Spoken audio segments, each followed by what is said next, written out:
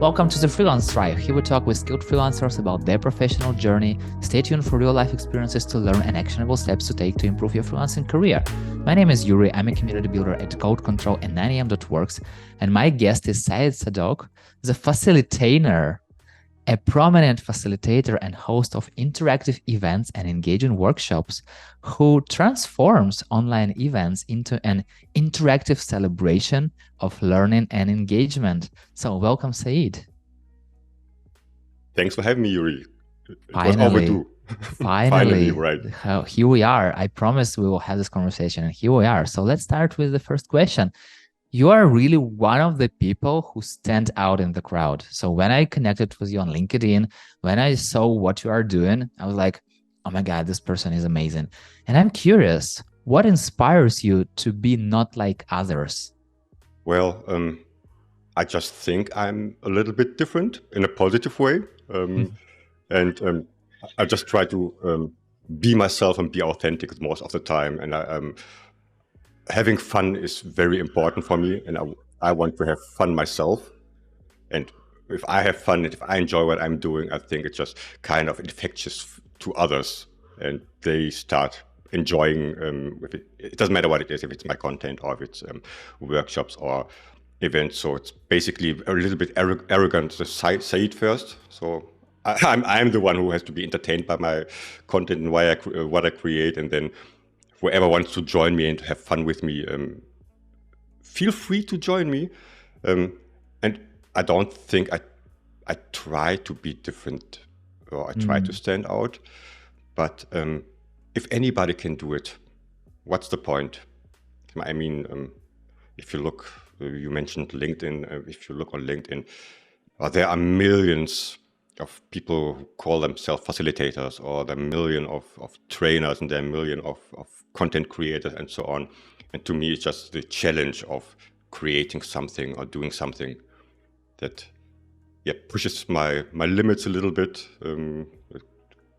thinking outside my own box, of course, and having something that's unique to me. And if it's unique to me, hopefully it's also unique or different for others that may get some inspiration from it.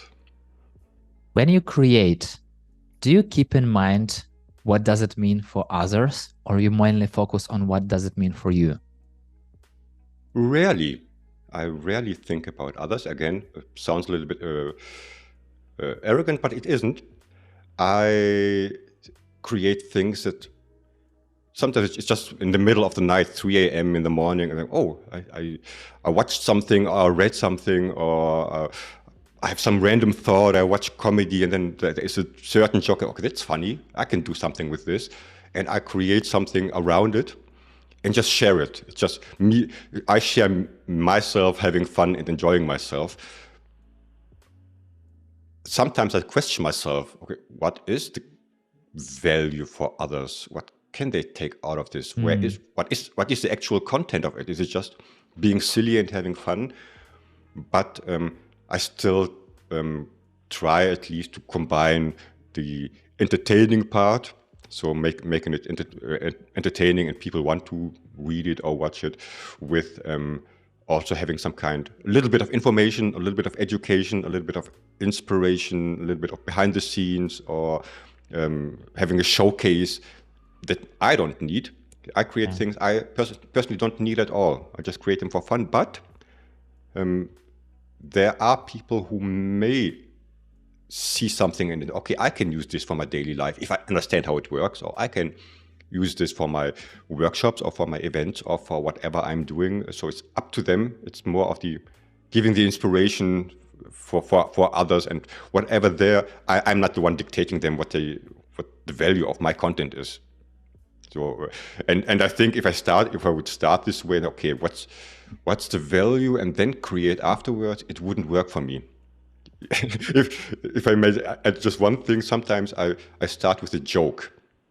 I have nothing. The only content I have is I have like a wordplay or a silly joke. Okay, I will create something, a LinkedIn post around this silly joke, and then it evolves to content that at the end is valuable and still entertaining.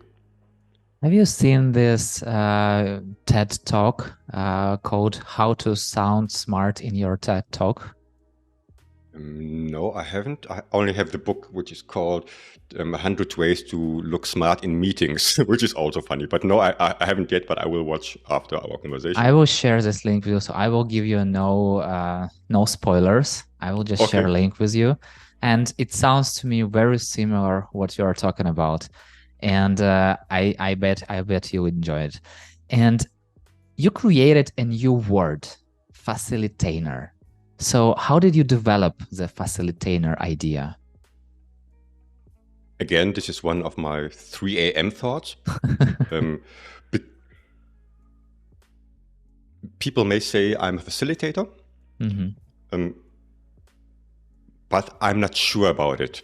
I don't think I'm 100% a facilitator. I know people who are way better in what they do. They're way straightforward. They know everything about facilitation. For me, it's talking about TED Talks. Just watch the TED Talk about multi-potentialites. It's having multiple interests and multiple skills you want to put in action. For me, it's as I mentioned before, having fun and being entertaining. So not being boring, and also the factor of being a facilitator and facilitating and adding value for people in their work. And I think this is a great Venn diagram of two things. It's facilitation and entertainment, which at the end it was a no-brainer. I said, okay, it's facilitainment. And, yeah, exactly.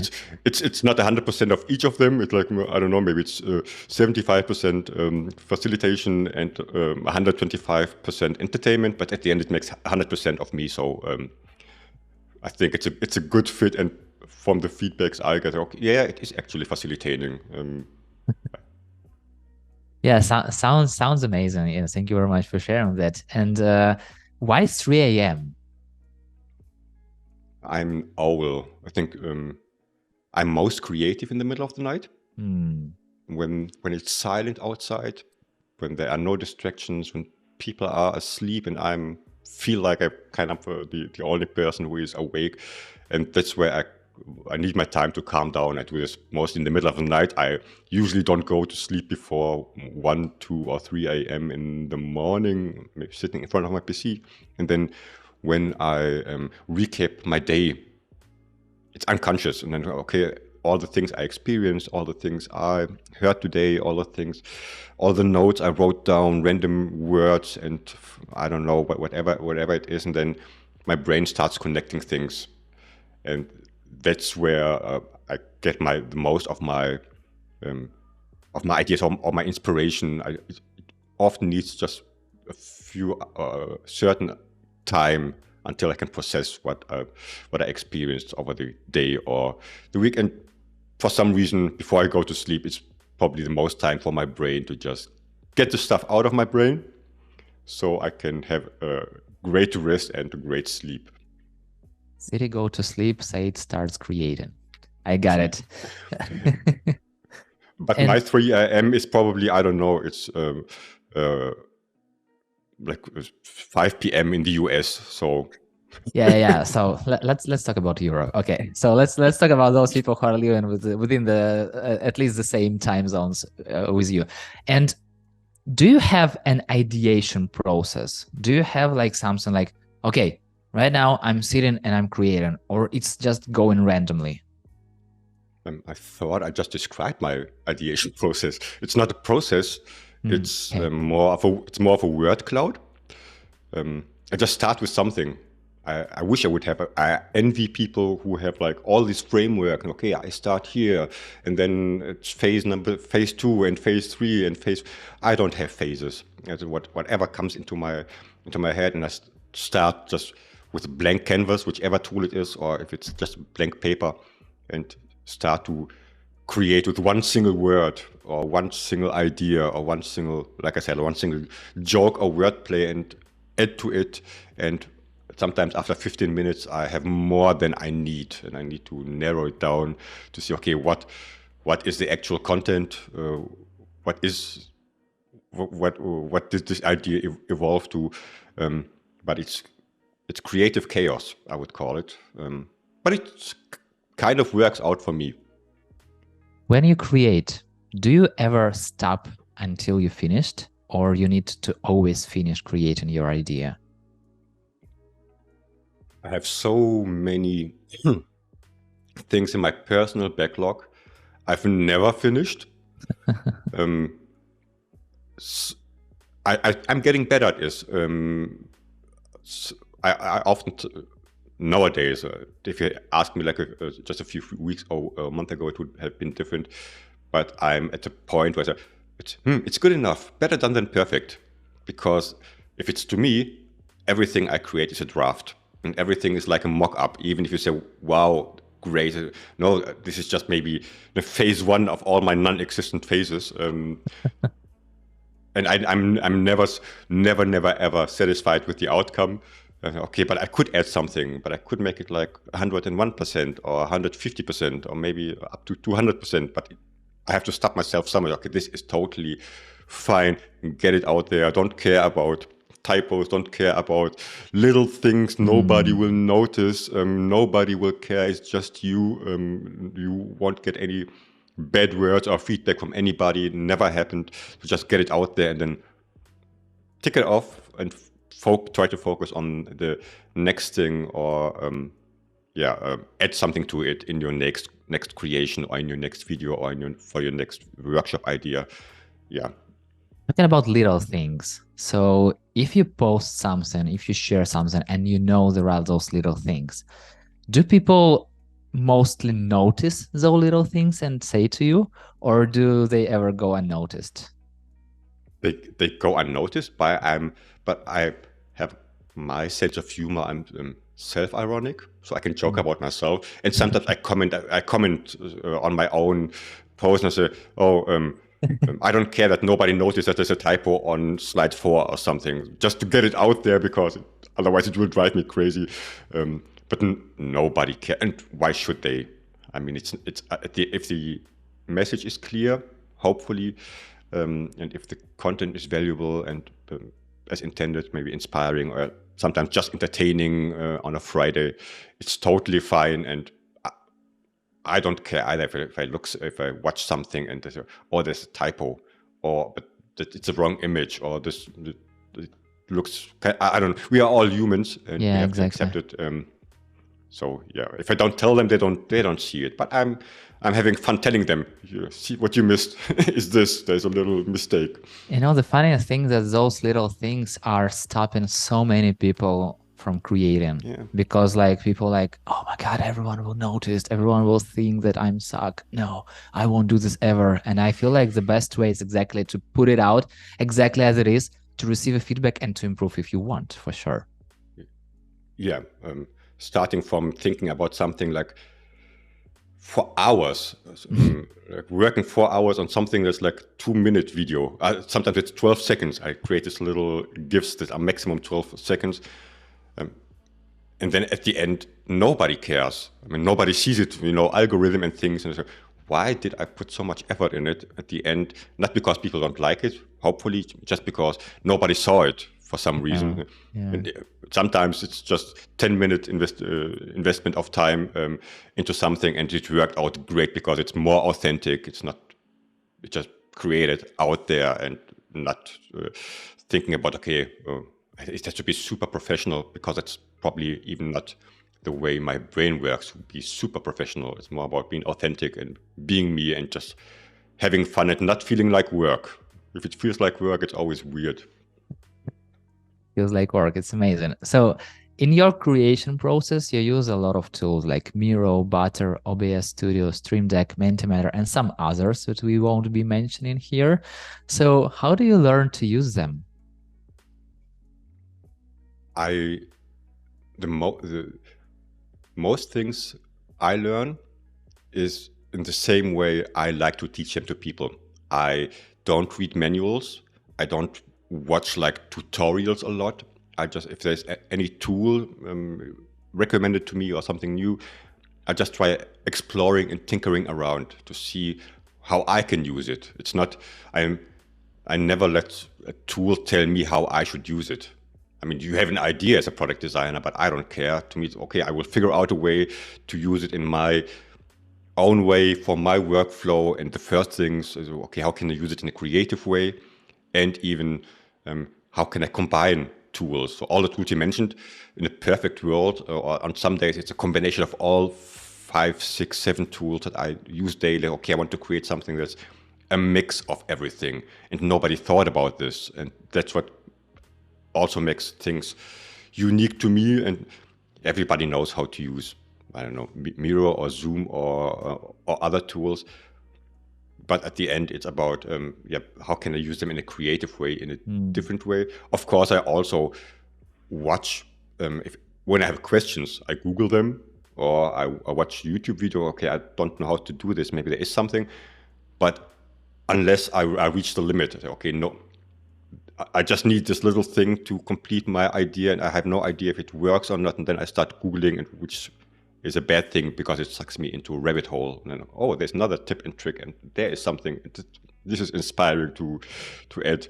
Yeah, and having trainings. I don't know if I would ever attend a training for a tool. It would be so boring if somebody tells me where to click and where not to click. Just trial and error, and it will work out at the end of the day. And it's the same way I share my knowledge with others. We try to figure it out, try to figure out different ways that nobody intended or nobody does it like this. Yeah. How does this creative and unusual content helps you to get clients? I hope it will someday. I hope it will get better someday. I don't actually sell. I don't sell myself. I don't promote myself, at least not conscious. It's just a personal thing. What I figured out in retrospective, I create showcases and use cases. Yeah. Without telling anybody what my product is. Just look at what can be done. Look at what I created, or look at this and look at this. And there are people who see value in it, as we had before in our conversation, and reach out to me. Say, hey, I would like to learn how this works. Or I have a use case where I want to put some entertainment or some facilitator or some fun, or make it more creative. And they reach out to me without that I have ever try to sell anything. It's rarely that I actually tell people, like call to actions, where they say, hey, if you want to learn how, call me or something. I rarely do this because it feels unnatural to me. It's something I need to learn. It's not my comfort zone, but just sharing things that I'm passionate about, and I am. If I'm not convinced of what I'm doing, I will probably not share it, and I will probably not let the world see it. And there seem to be people who get it, who say, okay, oh, this is maybe something he can help me, and they decide themselves what my product is, and that's fine for starting out. It just inspired me. Like, here's my content, and this is crazy, but here's my number, so call me maybe. Oh no! I have to write down something. See, this is one of the thoughts, and we talked before, that inspires me. This could be just an opening line for a LinkedIn post, but I have no idea what the content will be. So, but you will figure see. Figure it out. Yeah, exactly. I will take you and give you credits for the inspiration, of course. As always. Talking about LinkedIn and connection with people. So, what role does connecting with people and community play in your professional and maybe even personal life? Especially since the pandemic started, I think everything is global, everything is virtual, and that's when I actively started being in communities and trying to make connections over. I don't have any other social media but LinkedIn. I think I'm too old for TikTok and stuff. And I figured out that there are a lot of people, like we talked about facilitators, that there are a lot of facilitators and trainers, and people who do maybe similar things, or we're kind of in the same box. And we are not competitors, most of them. So, of course, there are people who are just out there for selling, but there are also a lot of people I have the pleasure of connecting with who don't see oh, Yeah. if I share something with him, he could take advantage and steal my clients. I would never do. I would not even know how to do it. And still sharing knowledge with me, sharing experience because they've done it longer than I have done. Always open to. Sometimes it's just complaining about things. Oh, I have no. Or when you have these little self doubts, for example, okay, this maybe freelancing isn't for me, or maybe the whole thing doesn't work out for me. Just reaching out to somebody and just chatting or having a virtual call helps me a lot, and I hope at least that it's vice versa. That, our people also, or my inner circle of people I'm connected with in the communities and on LinkedIn, feel the same. Oh, if there's something, I can talk to him and it's totally fine, and I can ask for advice. I'm very great at giving advices that I don't stick to. So I can tell you the perfect way to do something, but I would never do it because. But if it works for you, it's still fine. It's like a doctor who wouldn't take his own medicine, but as long as it works for you, it's totally fine. So having like I don't need to connect with everybody. I don't need to talk with everybody. But I'm not talking about connections in the way of, okay, I press the connect button on LinkedIn. Yeah, exactly. The people who just send you a message and say, hey. Great, I'm doing something similar.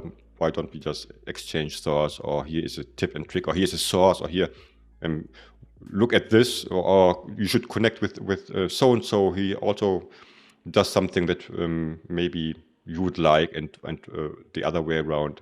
And it helps me just a lot in this disconnected world. Since for the last, I don't know when it started, for the last 3 years, to just know there are humans out there. And the other thing is, it's international. So talking with people who sit in the US, or who sit in Romania, or sit in Switzerland, or in India, or in Malaysia, or in Australia, to get totally different perspectives. I mean, I live in Germany. It's different. It's different culture. It's different mindset. But just having another mindset, and business-wise, I'm not focused on Germany. Mm-hmm.